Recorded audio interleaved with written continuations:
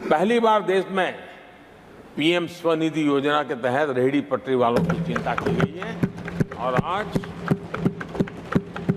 वो ब्याज के कुचक्र से बाहर आकर के अपने परिश्रम से और ईमानदारी से जो रेहड़ी पटरी वालों को बैंकों से लोन मिले हैं, वे लगातार बैंक वाले भी खुश हैं, लेने वाले भी खुश हैं।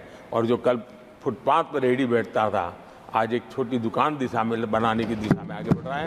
जो पहले खुद मजदूरी करता था, आज एक आध दो को रोजगार देने की दिशा में काम कर रहा है। और यही कारण है कि गरीब हो, दलित हो, पिछड़े हो, आदिवासी हो, महिला हो, उन्होंने हमारा भारी समर्थन किया है। आदरणीय सभापति जी, हम विमेन लेड डेवलपमेंट की बात करते हैं। दुनिया के प्रगतिशील देशों के लिए भी विमेन डेवलपमेंट तो बहुत स्वाभाविक स्वीकार करते हैं, लेकिन विमेन लेड डेवलपमेंट की बात करते हैं तो उनके भी उत्साह में थोड़ी कमी नजर आती है। ऐसे समय भारत ने नारा नहीं, निष्ठा के साथ विमेन लेड डेवलपमेंट की ओर कदम बढ़ाए और महिला सशक्तिकरण का लाभ आज दिख रहा है, हर क्षेत्र में दिख रहा है और भारत की विकास यात्रा में वो कंट्रीब्यूट कर रहा है। मैं आदरणीय सांसद सुधा मूर्ति जी का आभार व्यक्त करता हूं कि कल उन्होंने चर्चा में महिलाओं के आरोग्य के विषय पर बल दिया था और उसका महात्म्य क्या है, उसकी आवश्यकता क्या है, उस पर बड़े विस्तार से उन्होंने कहा था। और उन्होंने एक बात ये भी बड़ी इमोशनल बताई थी कि माँ अगर चली गई तो उसका कोई उपाय नहीं होता, फिर नहीं मिल सकती। ये भी बड़ी भावात्मकता से उन्होंने बताया था। विमेन हेल्थ, सैनिटेशन, वेलनेस पर हमने 10 वर्षों में एक प्रायोरिटी सेक्टर के लिए आपने काम किया है। आदरणीय सभापति जी, टॉयलेट हो, सैनिटरी पैड्स हो, गैस कनेक्शन हो, प्रेगनेंसी के दौरान वैक्सीनेशन की व्यवस्था हो और इसका फायदा हमारे देश की माताओं बहनों को मिला है।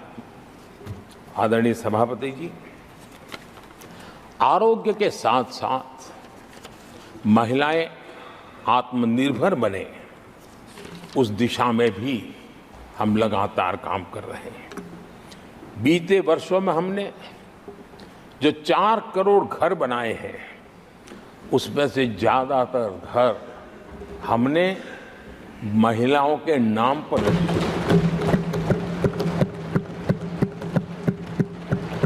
बैंकों में खाते खुलने से, मुद्रा और सुकन्या समृद्धि जैसी योजना से, आर्थिक फैसलों में महिलाओं की भूमिका भी बढ़ी है, भागीदारी भी बढ़ी है और एक प्रकार से वो परिवार में भी अब निर्णय प्रक्रिया का हिस्सा बनने लगी है।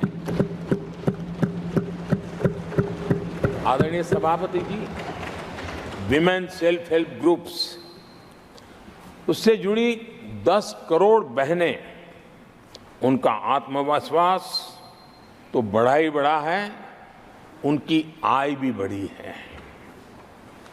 अभी तक 1 करोड़ बहनें जो ये सेल्फ हेल्प ग्रुप में काम करती हैं, छोटा छोटा गांव में कारोबार करती है, मिल करके करती है, किसी गांव वालों की भी नजर नहीं जाती इनकी तरफ। आज मैं बड़े गर्व से कह सकता हूं कि उन्हीं में से 1 करोड़ बहनें लखपति दीदी बनी और हम आने वाले समय में ये आंकड़ा 3 करोड़ बहनों को लखपति दीदी बनाने की दिशा में बढ़ा रहे हैं।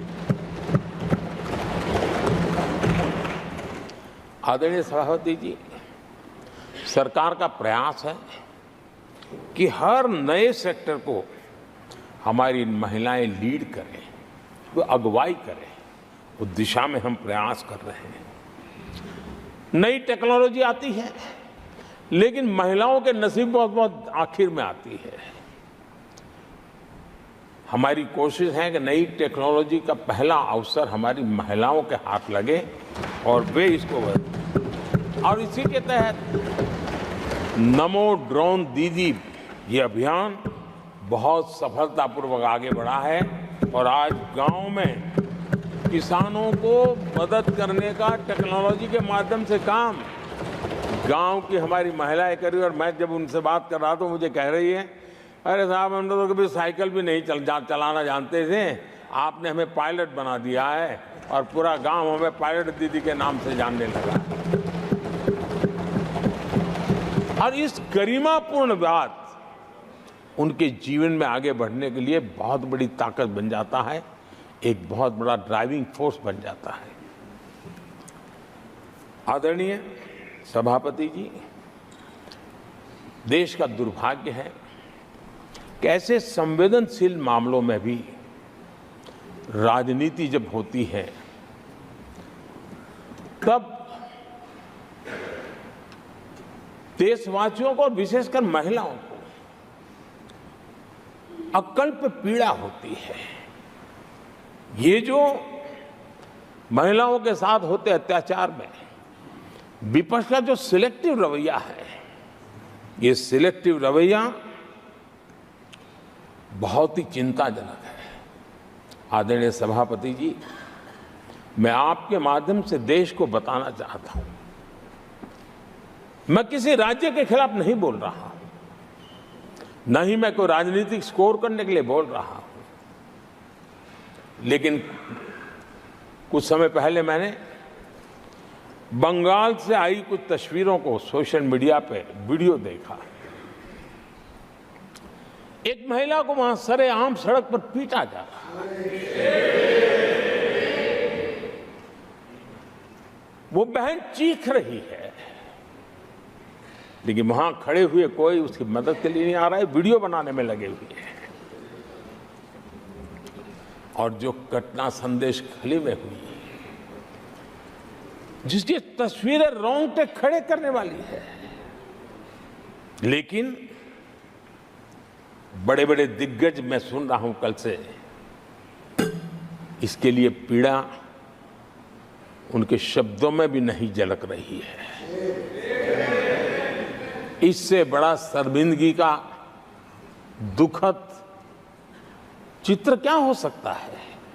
और जो अपने आप को बहुत बड़े प्रगतिशील नारी नेता मानते हैं, वो भी मुंह पे ताले लगा करके बैठ गए, क्योंकि संबंध उनके राजनीतिक जीवन से जुड़े किसी दल से या उस राज्य से है। और इसलिए आप महिलाओं पर हो रही पीड़ा को चुपचाप हो जाए। आदरणीय सभापति जी, मैं समझता हूं कि जिस प्रकार से दिग्गज लोग भी ऐसी बातों को नजरअंदाज करते हैं, तब देश को तो पीड़ा होती है, हमारी माताओं बहनों को ज्यादा पीड़ा होती है। आदरणीय सभापति जी,